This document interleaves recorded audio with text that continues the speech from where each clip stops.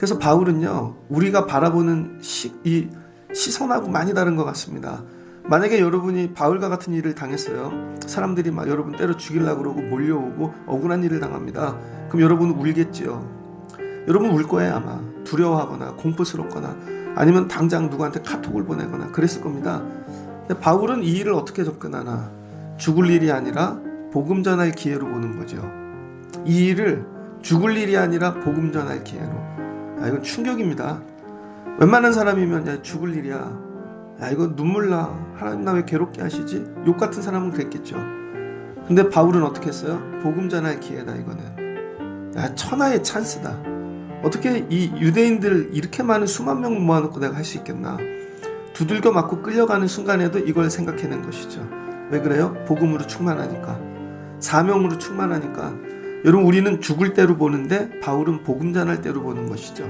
완전히 다른 것입니다. 그럼 세상이 전혀 다르게 해석되어지는 거예요.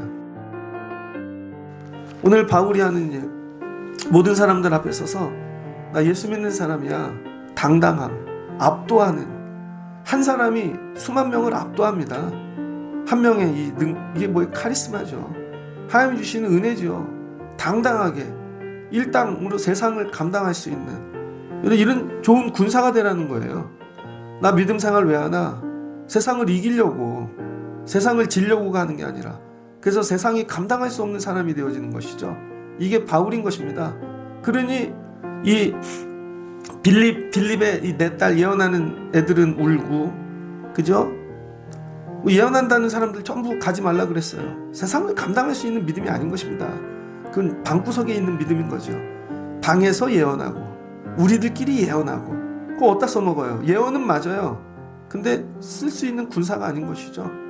세상에서 써먹을 수 있는 믿음을 가져야 된다는 거예요. 세상이 들고 일어나 막 수만 명이 와. 그래도 감당할 수 있어. 나 성령에 매였어. 하나님 반드시 도와주셔. 그리고 일당 감당하는 소년 다윗 같은 다윗의 모습인 거죠. 그리고 다윗이 전한 오직 예수 그리스도. 여기서도 전할 수 있다. 때를 얻든지 못 얻든지 전하는 것이죠. 누가복음 19장 40절입니다. 누가복음 19장 40절에 보면 이런 말씀이 나옵니다. 예수님께서 하신 말씀이죠. 내가 너희에게 말하노니 만일 이 사람들이 침묵하면 돌들이 소리 지르리라. 여러분 너희들이 만일 침묵하면 이 사람들이 돌들이 소리 지른대요. 예수님이 예루살렘에 입성합니다. 그럴 때 예수님께서 야 나귀 새끼 풀어오거나 묶어둔 주가 쓰시겠다. 그리고 올라가는데 제자들이 옷을 깔고 또 무리들이 나와 호산나 찬양하죠. 근데 예수님이 그 찬양을 받으시면서 이렇게 얘기하셨어요. 잘했어. 되게 잘했어. 이렇게 얘기하지 않고 당연한 거야. 야 니들이 지금 소리 지르지 않았으면 저 돌들이 소리 질렀다니까. 여러분 오늘 바울이 복음 전해요. 근데 주님이 잘했어 그랬을까요? 아니라는 거예요. 네가 거기서 안 했으면 돌들이 소리 질렀을 거야. 돌들이. 그러니까 우리는요 가끔 주의 일을 감당하는데 되게 잘했죠. 아니라는 거예요. 당연한 거 하는 거예요. 오늘 이 고난의 순간을 대처하는 방법. 바울이 오늘 소리 지르지 않았으면 돌들이 소리 질렀다는 거예요. 그러니까 바울 모든 순간을 어떻게 자기가 받아들여요? 외치려고. 여러분 좋은 자리 세워놔도 외치라고 갖다 놓으셨나 보다. 어려운 자리 갖다 놔도 외치라고 갖다 놓으셨나 보다. 항상 밤에도 낮에도 감옥에서도 여기서도 외치라고 갖다 놓으셨나 보다. 나 하나님의 자녀야. 그럴 때 여러분 홀로 던져졌지만 세상을 이기게 되어지는 것입니다. 고린도후서 4장 6절입니다. 고린도후서 4장 6절에 보면 이런 말씀이 나와요. 어두운데 빛이 비치라. 말씀하셨던 그 하나님께서 예수 그리스도의 얼굴에 있는 하나님의 영광을 아는 빛을 우리 마음에 비추셨느니라. 여러분 고린도후서는 바울이 쓴 거잖아요. 바울이 에베소에서 하나님께서 어둠 가운데 빛을 비치셨대요. 그게 뭐예요? 말씀이 들어오면 여러분 다 보여지고 밝아집니다. 근데 이 모든 걸 통해 하나님의 영광을 보는 거죠. 하나님의 영광. 근데 바울은요 이 하나님의 영광을 어디에서 보는가?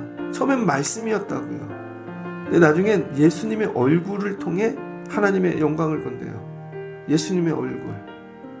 여러분이 예수의 얼굴을 통해 하나님의 영광 보셔야 됩니다. 왜 예수의 얼굴을 보는가? 고난, 어려움, 이렇게 십자가 복음 전하는 일, 이 순간마다 주님이 찾아오시는 거죠. 주님이 내가 찾아가는 게 아니라 주님이 찾아오셔서 나를 바라봐 주시는 거예요. 그럴 때 여러분 예수의 얼굴을 통해 하나님을 보는 거죠. 하나님의 얼굴. 우리가 민수기 주일마다 예배할 때 제가 읽어드리잖아요. 민수기 6장 22절.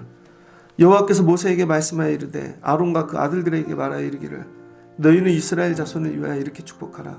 여호와는 내게 복을 주시고 너를 지키시기를 원하며 여호와는 그의 얼굴을 내게 비추사 은혜 베푸시기를 원하며 여호와는 그 얼굴을 내게로 향하여 드사 평강 주시기를 원하노라. 이게 복이라는 거예요. 하나님 너에게 복 주기를 원해, 지키기를 원해. 복의 시작은 지킴입니다. 성령에 매일 때 세상이 들고 일어나도 하나님이 나 지켜주시네. 지금 좀 어려워요. 아프고 물질도 지켜주신다는 게 느껴지면 이게 복이라는 것입니다. 그 다음에 하나님이 얼굴을 내게 비춘대. 얼굴. 하나님의 얼굴이 딱 오는 순간 이게 은혜인 것이죠. 성령에 매였다는 건 이겁니다. 안전해, 안 죽어. 세상이 다 일어나도 하나님이 지키셔. 성령에 매였다는 건 내가 누구인지를 발견하는 거예요. 하나님이 나면서부터 주신 권세가 있구나. 그 안에 승리하는 것이죠.